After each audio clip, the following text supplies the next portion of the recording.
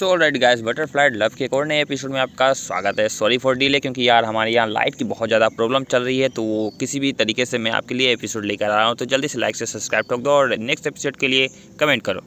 तो पिछले एपिसोड में आपने देखा था कि रूही ने डिसाइड किया था कि चैंग को बता देगी कि वो प्रेग्नेंट है।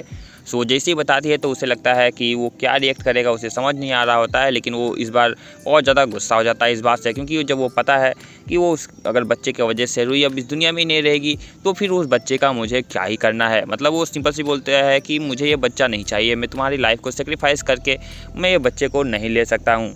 तो रूही ये बोलते लगती है कि तुम जानते हो कि फैमिली बहुत इंपॉर्टेंट होती है, मैं भले तुम्हारे साथ ना आ रहा हूँ लेकिन हमारा जो परिवार है, हमारा बेबी है, वो हमेशा तुम्हारे साथ रहेगा। लेकिन वो कतई ही इस बात को मानने को तैयार नहीं होता है।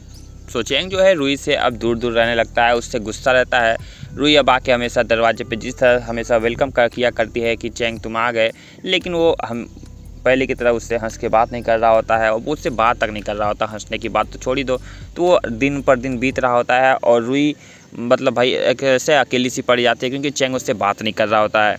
तो कुछ दिन बाद चैंग को देखता है कि मौसम बहुत ही ज़्यादा अच्छा लग रहा है, खुश लग रहा है। तो वो डिसाइड करता है कि चलो आज मैं रूही से थोड़ा बात ही कर लेता हूँ, कि बहुत दिन बीत गए हैं, पता नहीं उसे कैसा फील हो रहा होगा, क्योंकि वो भी बहुत ज़्यादा उदास था। तो वो बोलता है चलो नाराज़गी को दूर करते हैं, उससे बात करते हैं। तो वो दरवाज़ा ठोक ठोक करता है, लेकिन बाहर से कोई भी नहीं आता है। तो थोड़ी देर तक वो उसका वेट करता है, तो थोड़ी डर जाता है कि आखिर रूही कहाँ पर है। तो रूही को आवाज़ लगाते हुए जैसे अंदर की तरफ जाता है तो रूही वहाँ पर अपने बिस्तर पर लेटी हुई होती है। अब वो लेटी हुई होती है कि क्या होता है, क्योंकि वो इतनी आवाज़ लगाने के बाद भी रूही उठ नहीं रही होती है। तो चैंग बोलता है मुझे पता है तुम मुझसे गुस्सा हो, तुम्हारे लिए वो भी बहुत ज़्यादा इंपॉर्टेंट रहता है, लेकिन उससे कई ज़्यादा तुम मेरे लिए इंपॉर्टेंट हो रूही।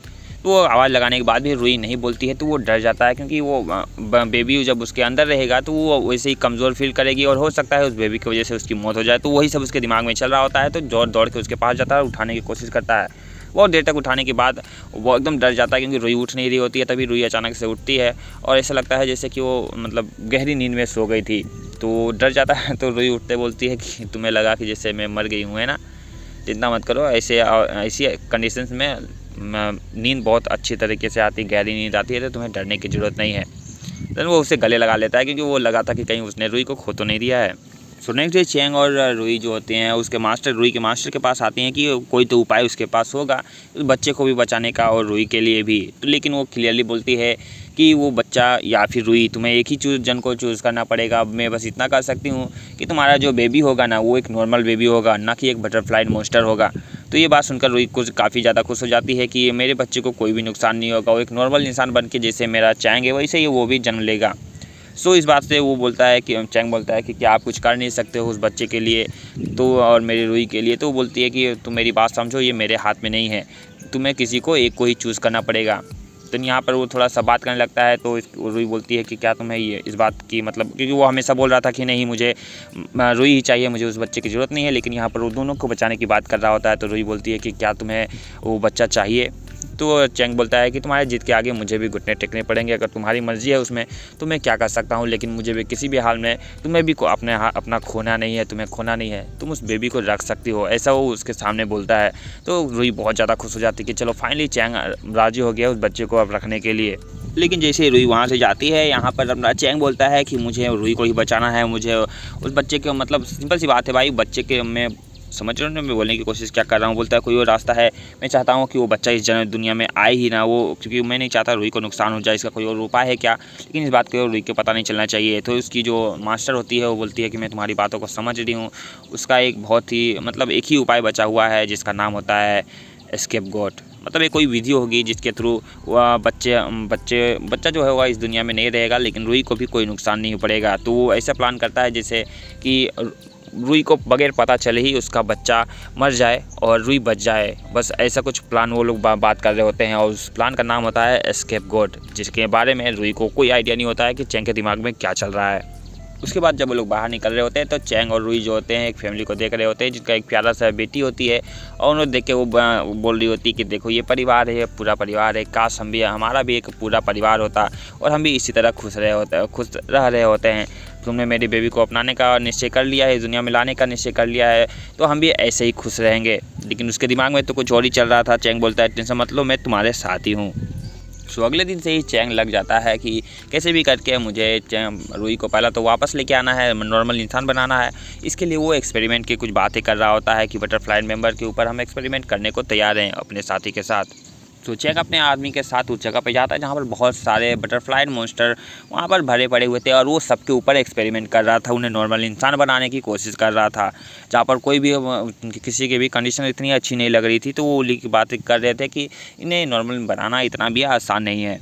तो ये सब हो ही रहा होता है, तभी पर्पल पोनी की जो बारिश जो होती है, मैंने आपको बताया था पूरे शहर में लगा हुआ है वो पेड़ पर्पल पोनी की, जिससे बटरफ्लाई मॉन्स्टर को मारा जा सके, जिससे वो बटरफ्लाई मॉन्स्टर शहर से दूर जा सके। क्योंकि जो पर्पल पोनी होता है वो बटरफ्लाई मॉन्स्टर के लिए समझ लो जहर के बराबर है।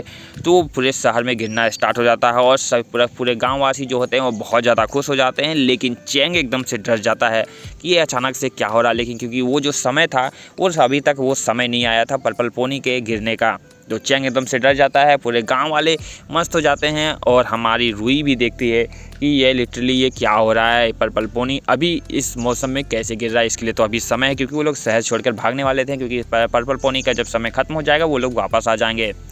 तो प्रिंसेस जूहू भी वहाँ पर होती है, वो इन्जॉय कर रही होती है पर्पल पोनी का गिर रही है, क्योंकि उसे इस सब चीज़ से तो कोई फ़र्क नहीं पड़ रहा होता है। उसे पता नहीं होता है कि रुई को इस चीज़ से दिक्कत होने वाली है।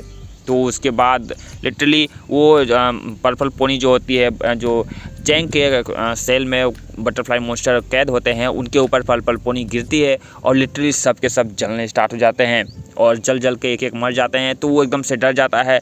और इस तरफ रुई के आसपास भी पर्पल पोनी की इतनी बारिश हो रही थी कि वो भी वहाँ पर बेहोश होकर गिर जाती है। और जैसे ही गिरती है वहाँ पर प्रिंसेस जूहू होती है, उसे समझ नहीं आता कि अचानक उसके साथ क्या हो गया है। तो यहाँ पर चैंग बहुत ज़्यादा डरता है और डरते हुए भागते हुए आ रहा होता है कि मेरी जूही को क्या मतलब रुई होती है उसकी हालत क्या होगी इस वक्त, क्योंकि इस सारे शहर में इसकी बारिश हो रही है, जो कि इसका समय तो आया नहीं है। और सारे गांव वाले, क्योंकि वो नॉर्मल सी बारिश होती है जो जिसका इंतज़ार वो लोग मतलब एक साल में एक बार तो करते ही हैं, तो वो लोग बहुत ज़्यादा खुश होते हैं कि सारे गाँव वाले बहुत ज़्यादा खुश होते हैं, including Juhu, princess Juhu. But रुई के लिए ये बहुत ही दर्दनाक समय था। उसके बाद अपना चैंग होता है, रुई को एक जो प्रिंसेस जूहू की सवारी होती है उसमें बैठा के उसे लेके बाहर जा रहा होता है, क्योंकि वो अगर इस यहाँ पे रहेगी तो बेसिकली उसे खतरा बहुत ज़्यादा होने वाला है। तो कुछ देर बाद जब रुई को होश आता है तो अपने हाथ बाहर निकालने लगती है। तो चैंग बोलता है क्या कर रहे हो तुम? तो बोलती है कि मैं बस एक बार ट्राई करना चाहती हूँ कि क्या मैं भी एक नॉर्मल ह्यूमन बन गई हूँ। तो वो जैसे ही हाथ बाहर निकालती है और पर्पल पोनी उसके हाथों पे गिरती है तो लिटरली जल जाती है और उसका हाथ भी जल जाता है। तो उसके बाद चैंग उसके हाथों को सीधे लेके उसे बोलते है ये क्या कर रही हो तुम? तो वो बोलने लगती है कि देखा, अगर मैं नॉर्मल ह्यूमन बीइंग होती ना तो जो लोग जैसे बाहर सब लोग इतने खुश हैं मैं भी उतनी ज़्यादा खुश होती, बट मैं नॉर्मल ह्यूमन बीइंग नहीं हूँ। और इतना कहते हैं रुई फिर से बेहोश हो जाती है। और दूसरी तरफ प्रिंसेस जूहू अपना मस्त एंजॉय कर रही होती है पर्पल पोनी का। लेकिन तभी वो देखती है कि जो उसके पति जो है वो कहीं जा रहा है अपने साथी के साथ। तो उसके पीछे जाने लगती है, बोलती है कि ये इतने अच्छे मौके पे वो कहाँ पे जा रहे हैं। और आपको पता ही होगा कि जो मार्कस है वो कहाँ जा रहा होगा, क्योंकि उसकी सिस्टर भी तो वो बटरफ्लाई मॉन्स्टर है। तो उससे लग रहा कि पर्पल पोनी की बारिश हो रही होगी, तो कहीं एक दो भी अगर पर्पल पोनी उसके ऊपर पड़ेगी तो उसकी भी बॉडी जल सकती है। तो जल्दी में वो जा रहा होता है और प्रिंसेस जूहू भी उसके पीछे जा रही होती है।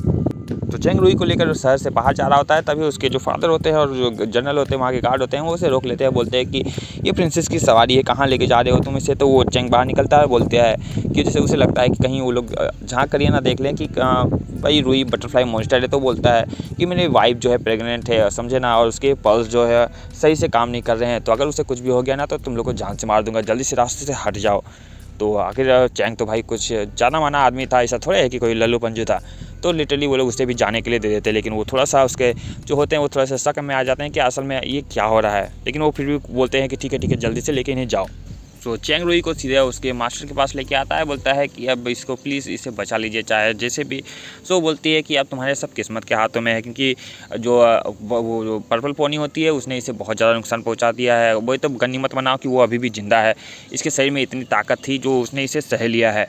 तो ये अभी ज़िंदा है, तो ये कोई सी चमत्कार से कम नहीं है। इसे ठीक करने के लिए कोई मिरेकल की ज़रूरत होगी। तभी उसे याद आता है कि प्रिंसेस जूहू जाते वक्त उसे एक अपनी जो ब्लड होती है वो उसे दे दी थी, क्योंकि उसे पता होता है कि इसी से वो ठीक हो जाएगी। तो उसे फटाक से निकाल के देता है, बोलता है मेरे पास किनरी ब्लड है। तो उसे वो देखती बोलती है हाँ ये तो सच में वही है, तो मैं इससे कुछ कर सकती हूँ। दूसरी तरफ मार्केस के बहन के भी हाथ जल चुके होते हैं। तो वो बोलता है कि क्या हुआ इसे बताओ।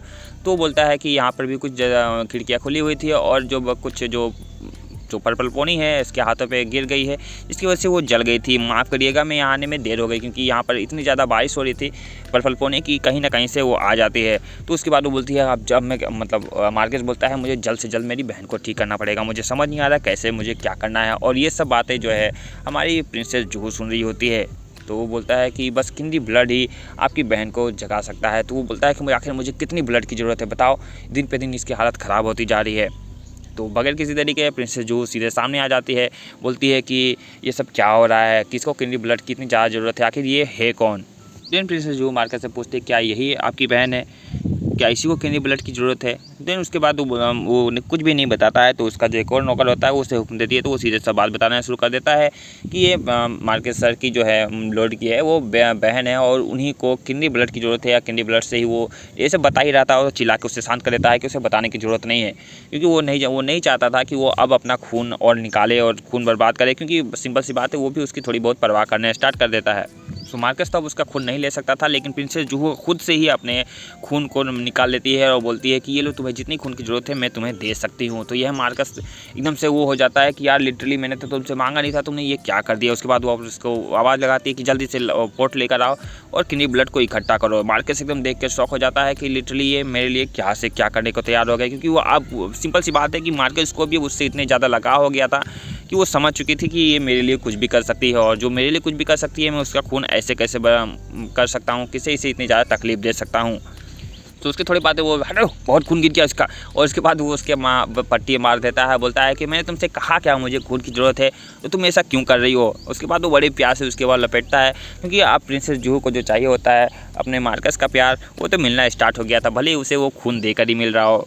उसके बाद मार्केस प्रिंसेस जूहू को उसके रूम पे लेकर आता है और बोलता है कि तुम्हें पता है ना मैंने तुमसे शादी किस लिए की थी, कि नहीं ब्लड के लिए किया था। तो उसको धीरे बोलो यार, मेरा अगर गार्ड का अगर पता चल जाएगा तो ये बहुत बुरा हो जाएगा। मुझे सब कुछ पता है तुमने किस लिए मुझे इससे शादी की थी, बट मैंने तो तुमसे इसलिए शादी नहीं की थी ना, क्योंकि वो तो उससे प्यार करती थी।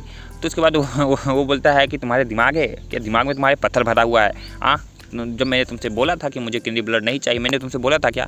तो उसके बाद बोलता है हाँ मुझे पता है कि आप बोलोगे नहीं क्योंकि आप मेरी परवाह करते हो, लेकिन मुझे पता है कि वो आपकी बहन है, तो आपकी बहन मेरे लिए बहुत इंपॉर्टेंट है।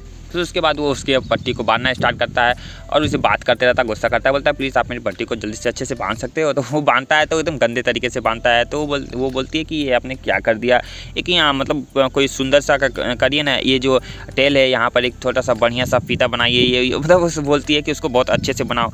तो बोलती है चुप करोगी तुम, मतलब भाई तुम्हारा खून बह रहा है और तुम्हें ये सब मजाक सूझ रहा है, तुम्हें अभी भी येलो कलर चाहिए, ये कलर चाहिए।